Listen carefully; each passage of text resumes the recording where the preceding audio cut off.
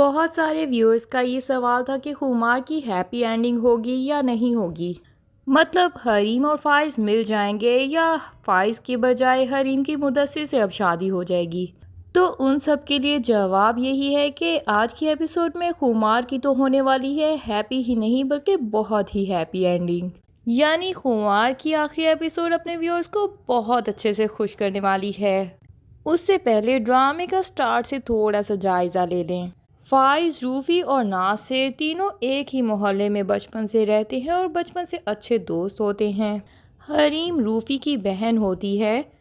بڑے ہونے کے بعد فائز کے والد تو بہت زیادہ امیر ہو جاتے ہیں، پر ان تینوں کی دوستی پھر بھی کہیں نہ کہیں باقی رہتی ہے۔ فائز بچپن سے ہی روفی کی بہن حریم کو پسند کرتا ہے، پر بڑے ہونے کے بعد ناصر حریم کے گھر والوں سے اس کا ہاتھ مانگ لیتا ہے اور حریم اور ناصر کا رشتہ پکا ہو جاتا ہے۔ فائز کی کہیں نہ کہیں وش ہوتی ہے کہ ناصر یہ رشتہ توڑ دے اور حریم کی اس سے شادی ہو جائے، کیونکہ اسے لگتا ہے کہ حریم ہی وہ لڑکی ہے جو اس کے لیے بنی ہے، جس سے وہ دل سے محبت کرتا ہے اور جس کے ساتھ وہ پوری زندگی گزارنا چاہتا ہے، اور قسمت میں جو لکھا ہوتا ہے وہ تو ہو کے رہتا ہے۔ ناصر کی ماں جو کہ ایک لالچی عورت ہوتی ہے، اور ناصر کو بھی اس نے کم لالچی نہیں بنایا ہوا، وہ لوگ عین شادی کے دن پہ بہت زیادہ جہیز کی ڈیمانڈ رکھ دیتے ہیں جو حریم اور اس کے والدین پوری نہیں کر پاتے، تو وہ شادی کے دن ہی بارات واپس لے کے چلے جاتے ہیں۔ ادھر فائز، جس کی بچپن سے ہی یہی خواہش تھی کہ حریم اس کی دلہن بنے، اس کی تو دلی خواہش پوری ہو جاتی ہے اور وہ فوراً روفی اور حریم کے گھر والوں سے کہتا ہے کہ میں حریم سے شادی کروں گا۔ حریم اور اس کا بھائی فائز کے بہت زیادہ شکر گزار ہوتے ہیں۔ فائز اور حریم کی شادی ہو جاتی ہے، لیکن دوسری طرف فائز کی ماں کہکشاں بیگم تو فائز کو اپنے لیے ایک لاٹری کا ٹکٹ سمجھتی ہیں۔ یعنی جس طرح انہوں نے اپنے بڑے بیٹے کی ایک امیر ترین خاندان میں شادی کرائی، اسی طرح وہ فائز کے لیے بھی ایک امیر ترین دلہن لانا چاہتی ہیں۔ اور جب انہیں پتہ چلتا ہے کہ حریم ان کی بہو بن چکی ہے، تو وہ تو اسی دن سے حریم سے نفرت کرنے شروع کر دیتی ہیں اور یہی سوچتی ہیں کہ کس طرح جلد از جلد اپنے بیٹے کے سر سے اس لڑکی کا بھوت اتاروں اور اس کو اس گھر سے نکال باہر کروں۔ لیکن حریم، جس نے بچپن سے ہی بہت زیادہ تکلیفیں دیکھی ہیں، وہ تو بہت زیادہ صبر کا مظاہرہ کرتی ہے اور کہکشاں بیگم کی ہر تکلیف کو خوشی سے برداشت کر جاتی ہے۔ ادھر ناصر کو بھی حریم کی فائز کے ساتھ شادی دیکھ کے بہت زیادہ جلن محسوس ہوتی ہے اور وہ فائز اور حریم میں غلط فہمیاں پیدا کرنی شروع کر دیتا ہے۔ فائز کو حریم کی جھوٹی فوٹوز اور ویڈیوز دکھا کے اور اسے یہی شو کراتا ہے کہ حریم تو ابھی بھی میرے جال میں پھنسی ہوئی ہے۔ کہکشاں بیگم کو جب ناصر کی یہ بات پتہ چلتی ہے تو وہ ناصر کو خریدنے کی کوشش کرتی ہیں اور کہتی ہیں کہ تم یہ غلط فہمیاں پیدا کرنے کا کام اچھے سے کرو اور اس کی اچھی خاصی قیمت تمہیں میں دوں گی۔ اور پھر تو ناصر بہت زیادہ غلط فہمیاں پیدا کرتا ہے، یہاں تک کہ قرآن پاک پہ ہاتھ رکھ کے جھوٹی قسم بھی اٹھا لیتا ہے فائز کے سامنے۔ فائز کی غلطی یہی ہوتی ہے کہ وہ حریم پہ ٹرسٹ کرنے کی بجائے ناصر کی باتوں پہ اندھا اعتماد کر لیتا ہے اور حریم سے بالکل بدظن ہو جاتا ہے، اور آہستہ آہستہ فائز اور حریم میں بہت زیادہ دوریاں آ جاتی ہیں۔ لیکن اوپر والے کی لاٹھی بے آواز ہے، جب وہ کسی کے سر پہ پڑتی ہے تو پوری عقل ٹھکانے آ جاتی ہے۔ ایک طرف تو کہکشاں بیگم کی ساری دولت جائیداد ان سے چھن جاتی ہے اور ان کو ان کے گھر سے بھی نکال دیا جاتا ہے، اور ان کے ہسبینڈ کو یعنی فائز کے والد کو بھی پولیس اریسٹ کر کے لے جاتی ہے۔ یہ لوگ ایک دم آسمان سے زمین پہ گر جاتے ہیں، اتنے غریب ہو جاتے ہیں کہ ان کے پاس رہنے کے لیے کوئی ٹھکانہ بھی نہیں بچتا اور ان کو مجبوراً اسی حریم کے گھر ہی رہنا پڑتا ہے۔ حریم اور اس کے والد پھر بھی بہت بڑے دل کا مظاہرہ کرتے ہیں اور ان کو بہت اچھے طریقے سے اپنے گھر میں رکھتے ہیں۔ دوسری طرف ناصر، جس کا بہت ہی برا انجام ہوا، اس کی ٹانگ میں کینسر پھیل جاتا ہے اور اس کے پاس زندگی کی تھوڑی سی مہلت ہوتی ہے، تب جا کے اس کو عقل آتی ہے اور وہ فائز اور حریم کو ایک ساتھ اپنے گھر میں بلاتا ہے تاکہ اپنے سب گناہوں کا اعتراف کر کے اس دنیا سے جا پائے۔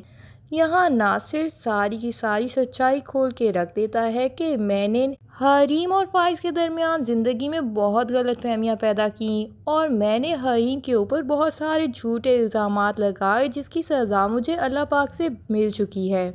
میں دولت کی لالچ میں اندھا ہو گیا تھا اور فائز کی ماں نے مجھے اس کام کے لیے بہت زیادہ پیسے دیے، تبھی میں نے بہت زیادہ جھوٹ بولے زندگی میں، لیکن اب میں صرف اور صرف ان دونوں سے معافی مانگ کے اس دنیا سے چین کے ساتھ رخصت ہو جانا چاہتا ہوں۔ فائز اور حریم دونوں کو سچائی کا پتہ تو چل جاتا ہے، لیکن اب ان دونوں کے درمیان اتنی دوریاں پیدا ہو گئی ہیں کہ پتہ نہیں وہ ایک دوسرے کو معاف بھی کر پائیں گے کبھی یا نہیں۔ دوسری طرف حریم کے لیے تو وقت پانی کی طرح بہہ کے اس کو بہت آگے لے آیا ہے اور وہ اب مدثر کے ساتھ شادی کرنے کے لیے بھی تیار ہے،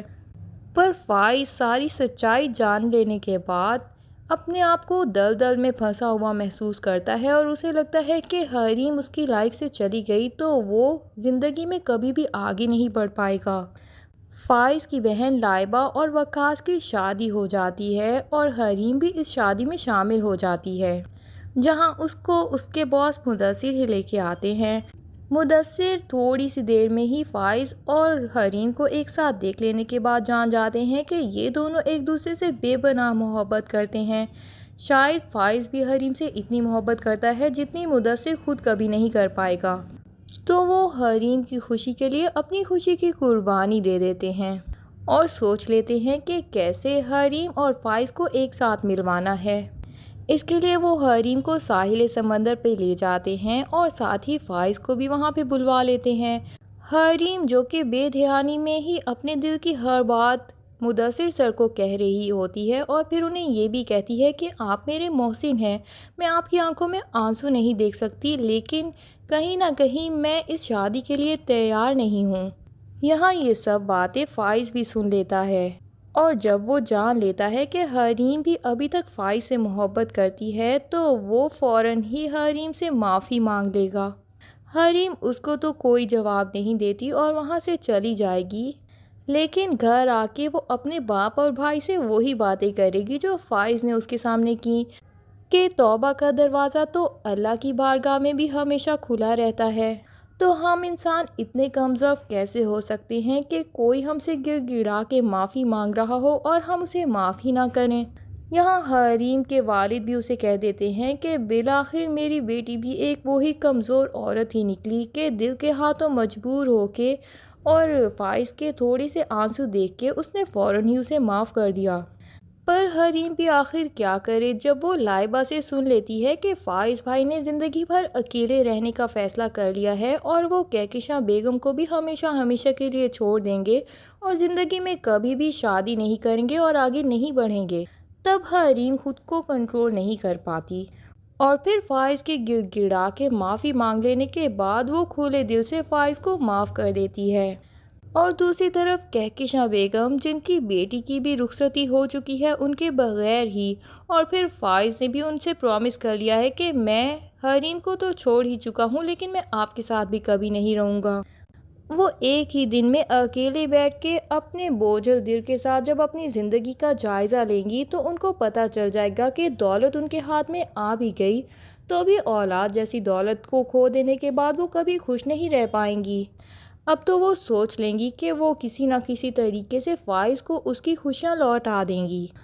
تو وہ فائز سے پہلے ہی حریم کے گھر پہنچ جائیں گی اور اس کے باپ اور بھائی سے معافی مانگیں گی اور ان کی منتیں کریں گی کہ آپ حریم کو ہمیں واپس کر دیں۔ میں حریم جیسے ہیرے کو کھو کے زندگی میں سب کچھ کھو چکی ہوں اور اب میں اس کی قیمت جان چکی ہوں۔ حریم ایک بے مول لڑکی ہے، شاید مجھے وہ آسانی سے بہو کے طور پہ مل گئی تھی تو میں اس کی قدر نہیں کر پائی، پر وقت نے مجھے اس کی قدر اچھے سے کروا دی ہے اور اب میں وعدہ کرتی ہوں کہ میں اس کو ہمیشہ خوش رکھوں گی۔ ادھر حریم کے والد تو پہلے ہی حریم کے کہنے پہ یہ فیصلہ لے چکے ہیں کہ وہ فائز اور حریم کی شادی نہیں توڑوائیں گے اور حریم کو فائز کے ساتھ رخصت کر دیں گے، تو اب حریم اور فائز ہمیشہ ایک ساتھ رہیں گے اور ہمیشہ بہت خوش رہنے والے ہیں۔ دوستو، آپ کو ڈرامے کی کمپلیٹ سٹوری اور ہیپی اینڈنگ پسند آئی تو کمنٹس میں اپنی رائے کا اظہار لازمی کریے گا اور مزید ڈرامہ ریویوز کے لیے چینل کے ساتھ جڑے رہیے۔ تھینک یو، اللہ حافظ۔